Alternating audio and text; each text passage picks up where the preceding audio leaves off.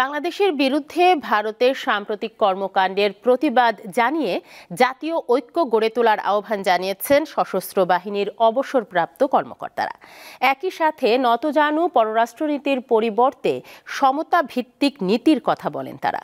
দেশের বিরুদ্ধে যে কোনো ষড়যন্ত্র রুখে দিতে প্রস্তুত থাকার কথা জানান সশস্ত্র বাহিনীর এসব কর্মকর্তা। ৭১-এর হাতিয়ার গর্জে উঠুক আরেকবার, ভারতের আগ্রাসন মেনে নেওয়া হবে না, এমন স্লোগানে মুখরিত পুরো এলাকা।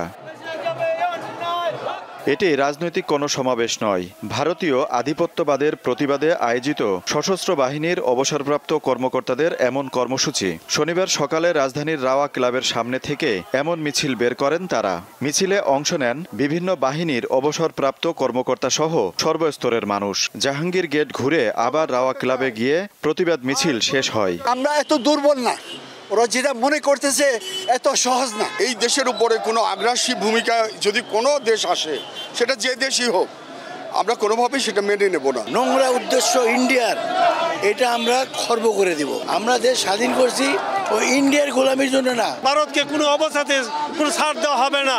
সংক্ষিপ্ত সমাবেশে বক্তারা ভারতীয় আগ্রাসন ও অপপ্রচারের সমালোচনা করেন।